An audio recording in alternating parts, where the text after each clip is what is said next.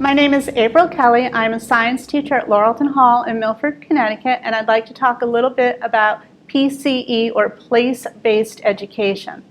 Place-based education got its start in the rural American environmental education system, and naturalists and other environmental educators almost instinctively understood that if you can base your learning in your local environment, whether it be a beach, a forest, the mountains, whatever, it forms stronger emotional connections between the learner and the content. And so we would use our local environment to teach important ecological concepts like food chains, food webs, cycles, the impact of pollution. And this worked really well in a very informal way. And then in the late 1980s, early 1990s, David Sobel of Antioch University kind of codified this philosophy into what he called place-based education. And it really remained within the domain of informal education for about a decade. And then in 2004, David wrote a book called Place-Based Education in the Classroom.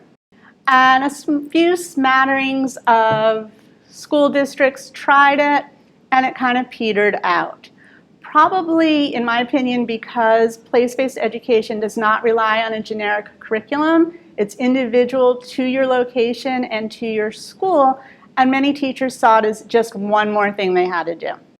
In his book, David defined place-based education as utilizing your local social, cultural, built, and yes, natural environments to foster greater understanding of concepts. So it developed an emotional connection between the learner and the content, which led to greater comprehension of the content and better retention of material down the road.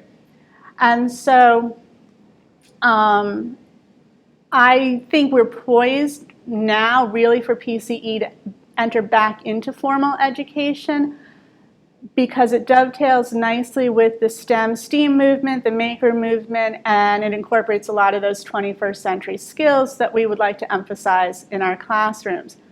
Basically, place-based learning can take place anytime, anywhere, and so it can be used to teach any subject matter: math, English, history, social studies, science, language arts, anything at all.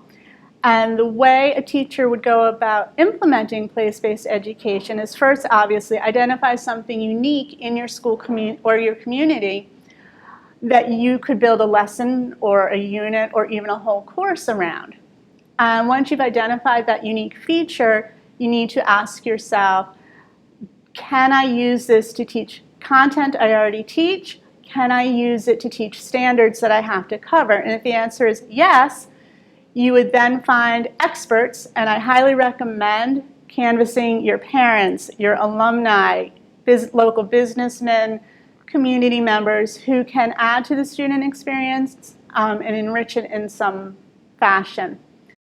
So after you have your network of experts, you invite them in, and students work with them to identify the unique concern, issue, problem that you want it to address. They use 21st century skills such as reading critically, identifying bias, collecting and analyzing data, looking for patterns in that data, and not only communicating and collaborating with one another, but also with the experts that are brought in, and eventually the entire community.